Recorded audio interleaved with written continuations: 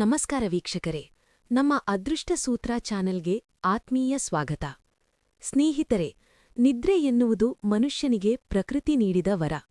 ನಾವು ನಿದ್ರೆಯಲ್ಲಿರುವಾಗ ಕಾಣುವ ಕನಸುಗಳು ಕೇವಲ ಭ್ರಮೆಯಲ್ಲ, ಅವು ನಮ್ಮ ಭವಿಷ್ಯದ ಮುನ್ಸೂಚನೆಗಳು ಎಂದು ನಮ್ಮ ಹಿರಿಯರು ಮತ್ತು ಸ್ವಪ್ನಶಾಸ್ತ್ರ ಸ್ಪಷ್ಟವಾಗಿ ಹೇಳುತ್ತದೆ. ಕೆಲವು ಕನಸುಗಳು ನಮ್ಮನ್ನು ಬೆಚ್ಚಿ ಬೀಳಿಸಿದರೆ, ಇನ್ನು ಕೆಲವು ಕನಸುಗಳು ನಮಗೆ ಅರಿಯದಂತೆಯೇ ಸಂತೋಷವನ್ನು ನೀಡುತ್ತವೆ. ಅದರಲ್ಲೂ ವಿಶೇಷವಾಗಿ ಪುರುಷರಾಗಲಿ ಅಥವಾ ಸ್ತ್ರೀಯರಾಗಲಿ ಕನಸಿನಲ್ಲಿ ಒಬ್ಬ ಕನ್ಯೆಯನ್ನು ಅಥವಾ ಒಬ್ಬ ಸುಂದರವಾದ ಸ್ತ್ರೀಯನ್ನು ಕಂಡರೆ ಅದರ ಅರ್ಥವೇನು? ಇದು ಮುಂಬರುವ ಅದೃಷ್ಟದ ಸಂಕೇತವೇ ಅಥವಾ ಯಾವುದಾದರೂ ಕಷ್ಟದ ಮುನ್ಸೂಚನೆಯೇ? ಅನೇಕರು ಕನಸಿನಲ್ಲಿ ಸ್ತ್ರೀಯರ ಜೊತೆ ಮಾತನಾಡುವುದು ಅಥವಾ ಸಂಭೋಗ ನಡೆಸುವಂತಹ ದೃಶ್ಯಗಳನ್ನು ಕಾಣುತ್ತಾರೆ. ಇಂತಹ ಕನಸು ಬಿದ್ದರೆ ಗಾಬರಿಯಾಗುವ ಅವಶ್ಯಕತೆಯಿದೆಯೇ? ಸ್ವಪ್ನಶಾಸ್ತ್ರದ ಪ್ರಕಾರ ಇದರ ಗೂಢಾರ್ಥವೇನು ಎಂಬುದನ್ನು ಇವತ್ತಿನ ಈ ವಿಶೇಷ ವಿಡಿಯೋದಲ್ಲಿ ನಾವು ಸಂಪೂರ್ಣವಾಗಿ ತಿಳಿಸಿಕೊಡಲಿದ್ದೇವೆ. ವಿಡಿಯೋವನ್ನು ಎಲ್ಲೂ ಸ್ಕಿಪ್ ಮಾಡದೆ ಕೊನೆವರೆಗೂ ನೋಡಿ. ನೀವಿನ್ನೂ ನಮ್ಮ ಚಾನೆಲ್ಗೆ ಸಬ್ಸ್ಕ್ರೈಬ್ ಆಗಿಲ್ಲದಿದ್ದರೆ ದಯವಿಟ್ಟು ಈಗಲೇ ಸಬ್ಸ್ಕ್ರೈಬ್ ಮಾಡಿ ಹಾಗೂ ಪಕ್ಕದಲ್ಲಿರುವ ಬೆಲ್ ಐಕಾನ್ ಕ್ಲಿಕ್ ಮಾಡಿ. ಬನ್ನಿ, ಇಂದಿನ ವಿಷಯವನ್ನು ತಿಳಿಯೋಣ. ವೀಕ್ಷಕರೇ, ಹಿಂದೂ ಧರ್ಮದಲ್ಲಿ ಸ್ತ್ರೀಯನ್ನು ಸಾಕ್ಷಾತ್ ಮಹಾಲಕ್ಷ್ಮಿಯ ಸ್ವರೂಪ ಎಂದು ಕರೆಯುತ್ತೇವೆ. ಸ್ತ್ರೀ ಎಂದರೆ ಶಕ್ತಿ, ಸ್ತ್ರೀ ಎಂದರೆ ಸೃಷ್ಟಿ. ಹಾಗಾಗಿ ಸಾಮಾನ್ಯವಾಗಿ ಕನಸಿನಲ್ಲಿ ಸ್ತ್ರೀ ಕಾಣಿಸಿಕೊಂಡರೆ ಅದು ಬಹಳ ಶುಭ ಎಂದು ಹೇಳಲಾಗುತ್ತದೆ. ಆದರೆ ಆ ಸ್ತ್ರೀ ಯಾವ ರೂಪದಲ್ಲಿ, ಯಾವ ಭಾವನೆಯಲ್ಲಿ ಮತ್ತು ಯಾವ ಸಂದರ್ಭದಲ್ಲಿ ಕಾಣಿಸಿಕೊಂಡಳು ಎಂಬುದು ಬಹಳ ಮುಖ್ಯವಾಗುತ್ತದೆ. ಸ್ವಪ್ನಶಾಸ್ತ್ರದ ಪ್ರಕಾರ ನಿಮ್ಮ ಕನಸಿನಲ್ಲಿ ಒಬ್ಬ ಸುಂದರವಾದ, ಅಲಂಕೃತಳಾದ ಕನ್ಯೆ ಅಥವಾ ಸ್ತ್ರೀ ನಗುನಗುತ್ತಾ ಕಾಣಿಸಿಕೊಂಡರೆ ಅದು ನಿಮ್ಮ ಜೀವನದಲ್ಲಿ ಸದ್ಯದಲ್ಲೇ ಬರುವ ಧನಲಾಭದ ಸಂಕೇತವಾಗಿದೆ. ಹೌದು, ಲಕ್ಷ್ಮೀದೇವಿಯು ನಿಮ್ಮ ಮನೆಗೆ ಪ್ರವೇಶಿಸಲು ಸಿದ್ಧಳಾಗಿದ್ದಾಳೆ ಮತ್ತು ದಾರಿದ್ರ್ಯವೂ ತೊಲಗಲಿದೆ ಎಂಬುದರ ಸೂಚನೆಯಿದು. ಅದೇ ರೀತಿ ನೀವು ಅವಿವಾಹಿತರಾಗಿದ್ದು ಕನಸಿನಲ್ಲಿ ಒಬ್ಬ ಕನ್ಯೆಯನ್ನು ಕಂಡರೆ ನಿಮಗೆ ಶೀಘ್ರದಲ್ಲೇ ವಿವಾಹ ಯೋಗ ಕೂಡಿಬರಲಿದೆ ಎಂದು ಅರ್ಥ. ನಿಮಗೆ ಇಷ್ಟವಾದ, ಮನಸ್ಸಿಗೆ ಒಪ್ಪುವಂತಹ ಸಂಗಾತಿಯ ಪ್ರಾಪ್ತಿಯಾಗುವ ಸಾಧ್ಯತೆಗಳು ಹೆಚ್ಚಾಗಿರುತ್ತವೆ. ಒಂದು ವೇಳೆ ಕನಸಿನಲ್ಲಿ ಸ್ತ್ರೀಯು ಆಭರಣಗಳನ್ನು ಧರಿಸಿ ಕೈಯಲ್ಲಿ ಹೂವು ಅಥವಾ ದೀಪವನ್ನು ಹಿಡಿದು ಬರುತ್ತಿರುವಂತೆ ಕಂಡರೆ ನಿಮ್ಮ ಸಾಮಾಜಿಕ ಗೌರವ ಹೆಚ್ಚಾಗಲಿದೆ ಎಂದು ತಿಳಿಯಿರಿ. ಸಮಾಜದಲ್ಲಿ ನಿಮಗೆ ಕೀರ್ತಿ ಸಿಗಲಿದೆ. ನನೆಗುದಿಗೆ ಬಿದ್ದಿರುವ ಸರ್ಕಾರಿ ಕೆಲಸಗಳು ಅಥವಾ ಕೋರ್ಟ್ ವ್ಯವಹಾರಗಳು ಯಶಸ್ವಿಯಾಗಿ ಪೂರ್ಣಗೊಳ್ಳಲಿವೆ. ಇದು ಅತ್ಯಂತ ಶ್ರೇಷ್ಠವಾದ ಕನಸು. ಈಗ ಬಹಳ ಮುಖ್ಯವಾದ ಮತ್ತು ಅನೇಕರಿಗೆ ಗೊಂದಲ ಉಂಟುಮಾಡುವ ವಿಷಯಕ್ಕೆ ಬರೋಣ. ಅನೇಕರಿಗೆ ಕನಸಿನಲ್ಲಿ ತಾವು ಒಬ್ಬ ಸ್ತ್ರೀಯೊಂದಿಗೆ ಅಥವಾ ಕನ್ಯೆಯೊಂದಿಗೆ ಅತ್ಯಂತ ಸನಿಹದಲ್ಲಿರುವಂತೆ, ಅಂದರೆ ಅಪ್ಪುಗೆಯಲ್ಲಿರುವಂತೆ, ಚುಂಬಿಸುವಂತೆ ಅಥವಾ ಸಂಭೋಗ ನಡೆಸುವಂತೆ ಕನಸುಗಳು ಬೀಳುತ್ತವೆ. ಇದನ್ನು ಕಂಡು ಎಚ್ಚರವಾದ ತಕ್ಷಣ, ಛೇ, ಎಂತಹ ಕೆಟ್ಟ ಕನಸು ಬಿದ್ದಿದೆ, ನಾನೇನಾದರೂ ತಪ್ಪುದಾರಿಯಲ್ಲಿ ನಡೆಯುತ್ತಿದ್ದೇನಾ, ಇದು ಪಾಪವೇನೋ ಎಂದು ಭಯಪಡುವವರಿದ್ದಾರೆ. ಆದರೆ ಮಿತ್ರರೇ, ಸ್ವಪ್ನಶಾಸ್ತ್ರ ಹೇಳುವುದೇ ಬೇರೆ. ಅಂತಹ ಕನಸುಗಳು ಅಶುಭ ಅಲ್ಲ, ಬದಲಾಗಿ ಇವು ರಾಜಯೋಗದ ಸಂಕೇತಗಳಾಗಿರಬಹುದು. ನಿಮ್ಮ ಮುಂದಿನ ಭವಿಷ್ಯ ಹೇಗಿದೆ ಎಂದು ತಿಳಿದುಕೊಳ್ಳುವ ಕುತೂಹಲ ಇದೆಯೇ? ಹಾಗೆ ನಿಮ್ಮ ಮಕ್ಕಳ ಮುಂದಿನ ಭವಿಷ್ಯ ಹೇಗಿದೆ ಎಂದು ತಿಳಿದುಕೊಳ್ಳುವ ಕುತೂಹಲ ಕೂಡ ನಿಮಗೆ ಇದ್ದೇ ಇರುತ್ತೆ. ಹಾಗಿದ್ದರೆ ನಿಮಗೆ ನಿಮ್ಮ ಹಾಗೂ ನಿಮ್ಮ ಮಕ್ಕಳ ಜಾತಕದ ಅವಶ್ಯಕತೆ ಇದೆ. ಹಾಗಿದ್ರೆ ಇಲ್ಲಿದೆ ನಿಮಗೆ ಸುವರ್ಣಾವಕಾಶ. ಡಿವೈನ್ ಕನ್ನಡ ವತಿಯಿಂದ 499ಕ್ಕೆ ಸಿಗುವಂತಹ ಕಂಪ್ಲೀಟ್ ಜಾತಕ ನಿಮಗೆ ಕೇವಲ 299 ರೂಪಾಯಿಗೆ ಸಿಗ್ತಾ ಇದೆ.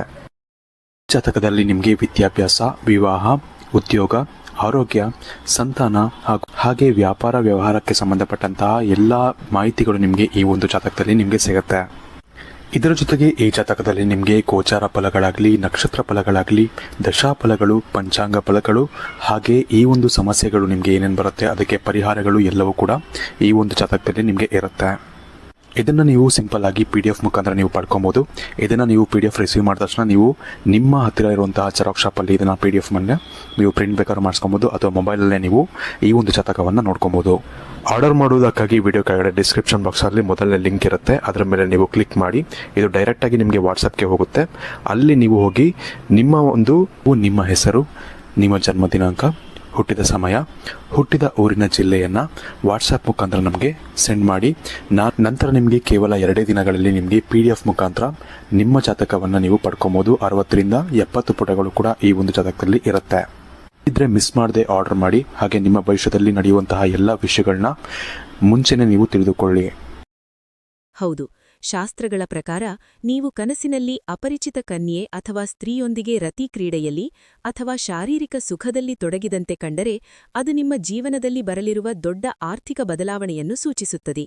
ಇದರರ್ಥವಿಷ್ಟೇ, ನೀವು ಅಂದುಕೊಂಡಿರುವ ಕಾರ್ಯಗಳಲ್ಲಿ ಜಯ ಸಿಗಲಿದೆ ಮತ್ತು ವ್ಯಾಪಾರ ವ್ಯವಹಾರಗಳಲ್ಲಿ ಅನಿರೀಕ್ಷಿತ ಧನಲಾಭ ಉಂಟಾಗಲಿದೆ. ಇದು ಭೋಗದ ಸಂಕೇತವಲ್ಲ, ಬದಲಾಗಿ ಯೋಗದ ಸಂಕೇತ. ಇದನ್ನು ಸಕಾರಾತ್ಮಕವಾಗಿ ಸ್ವೀಕರಿಸಬೇಕು. ಇದು ಸಂತಾನ ಭಾಗ್ಯ, ವಂಶವೃದ್ಧಿ ಮತ್ತು ದಾಂಪತ್ಯ ಸುಖದ ಸೂಚನೆಯೂ ಹೌದು. ಯಾರು ದೀರ್ಘಕಾಲದಿಂದ ಮದುವೆಗಾಗಿ ಪ್ರಯತ್ನಿಸುತ್ತಿದ್ದಾರೋ ಅವರಿಗೆ ಈ ಕನಸು ಕಂಕಣ ಭಾಗ್ಯದ ಸೂಚನೆಯನ್ನು ನೀಡುತ್ತದೆ. ನಿಮ್ಮ ಜೀವನದಲ್ಲಿ ಸುಖಭೋಗಗಳು ಹೆಚ್ಚಾಗಲಿವೆ ಎಂಬುದನ್ನು ಇದು ತಿಳಿಸುತ್ತದೆ. ಆದರೆ ನೆನಪಿಡಿ, ಈ ಕನಸುಗಳಲ್ಲಿ ಬಲವಂತ, ಅಳು ಅಥವಾ ಹಿಂಸೆ ಇರಬಾರದು. ಅದು ಪ್ರೀತಿ ಮತ್ತು ಒಪ್ಪಿಗೆಯಿಂದ ಕೂಡಿದಂತೆ ಇದ್ದರೆ ಮಾತ್ರ ಶುಭ ಫಲಗಳನ್ನು ನೀಡುತ್ತದೆ. ಮತ್ತೊಂದು ಕನಸಿನಲ್ಲಿ ನೀವು ಸ್ತ್ರೀಯನ್ನು ಕೇವಲ ತಬ್ಬಿಕೊಂಡಂತೆ ಅಥವಾ ಆಲಿಂಗನ ಮಾಡಿಕೊಂಡಂತೆ ಕಂಡರೆ ನಿಮ್ಮ ಶತ್ರುಗಳ ಮೇಲೆ ನಿಮಗೆ ಜಯ ಸಿಗಲಿದೆ ಎಂದು ಅರ್ಥ. ನಿಮ್ಮ ವಿರೋಧಿಗಳು ಎಷ್ಟೇ ಬಲಶಾಲಿಗಳಾದರೂ ನಿಮ್ಮ ಮುಂದೆ ತಲೆಬಾಗುತ್ತಾರೆ ಮತ್ತು ನಿಮ್ಮ ಕೀರ್ತಿ ಪತಾಕೆ ಹಾರಲಿದೆ. ಹಾಗಾದರೆ ಎಲ್ಲಾ ಸ್ತ್ರೀ ಸಂಬಂಧಿತ ಕನಸುಗಳು ಶುಭವೇ? ಖಂಡಿತ ಇಲ್ಲ.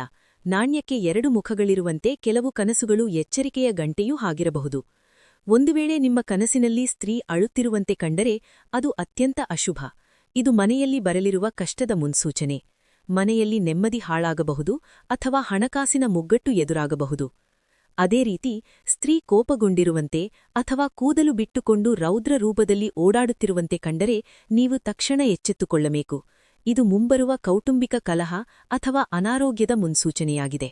ಮನೆಯಲ್ಲಿ ಲಕ್ಷ್ಮಿ ಚಂಚಲವಾಗಲಿದ್ದಾಳೆ, ಹಣಕಾಸಿನ ನಷ್ಟ ಉಂಟಾಗಬಹುದು ಎಂಬುದನ್ನು ಇದು ತಿಳಿಸುತ್ತದೆ. ಅದೇ ರೀತಿ ವಯಸ್ಸಾದ ಅಥವಾ ವಿಧವೆ ಸ್ತ್ರೀಯರು ಬಿಳಿ ಸೀರೆಯುಟ್ಟು ನಿಮ್ಮನ್ನು ಕರೆಯುತ್ತಿರುವಂತೆ ಅಥವಾ ನಿಮ್ಮ ಹತ್ತಿರ ಬರುತ್ತಿರುವಂತೆ ಕನಸು ಬಿದ್ದರೆ ಅದು ಅನಾರೋಗ್ಯದ ಸೂಚನೆ. ಇಂತಹ ಕನಸುಗಳು ಬಿದ್ದರೆ ನಿಮ್ಮ ಆರೋಗ್ಯದ ಕಡೆಗೆ ಹೆಚ್ಚಿನ ಗಮನ ಹರಿಸಿ, ನಿರ್ಲಕ್ಷ್ಯ ಮಾಡಬೇಡಿ.